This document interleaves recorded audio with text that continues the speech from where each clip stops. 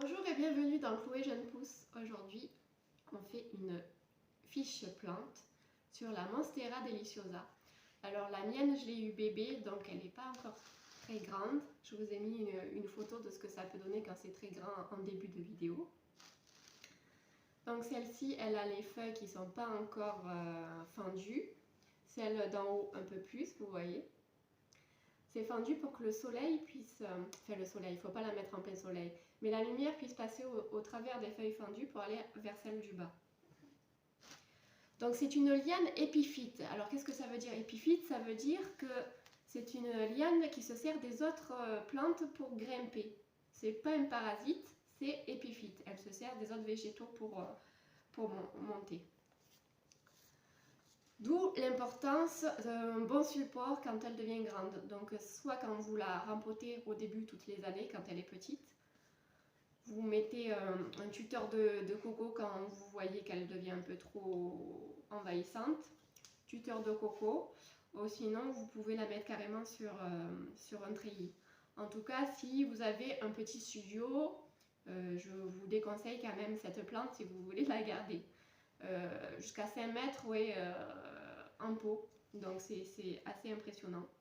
Donc elle va devenir aérienne avec des racines aériennes qu'il ne faudra pas couper.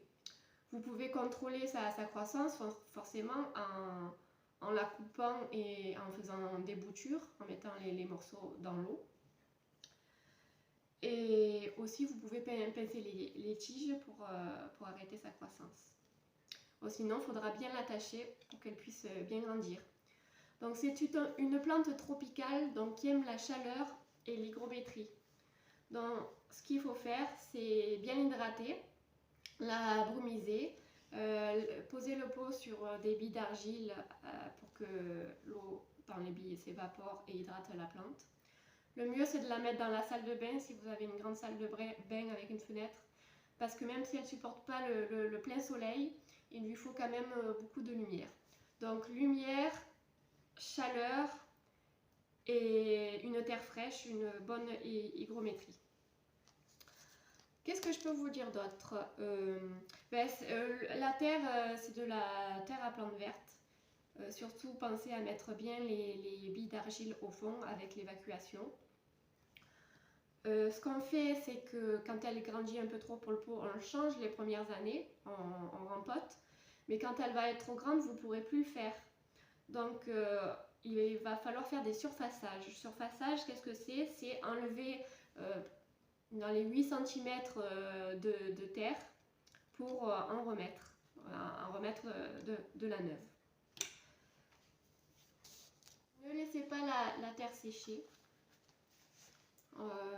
Enfoncez le doigt si vous voyez que ça devient trop sec. Il faut toujours que la terre soit humide vu que c'est une plante tropicale. Et voilà, prévoyez de la place et faites attention aux animaux domestiques parce que c'est une plante toxique. Voilà ce que je peux vous dire sur la Monstera deliciosa. J'espère que ça vous aura aidé. À bientôt pour une prochaine vidéo. Au revoir. Je vous parle souvent de ma fontaine à eau à gravité pour arroser les feuilles des plantes. C'est aussi bon pour les animaux et surtout pour les humains. Donc moi j'ai pris celle-là. C'est la Eva Water Clinic. Je l'ai achetée sur Greenwiz, je crois. Et là, c'est le filtre qu'il faut changer tous les 6 mois. Donc, il y a du charbon actif, argent colloïdal, silice, zéolite et les minéraux.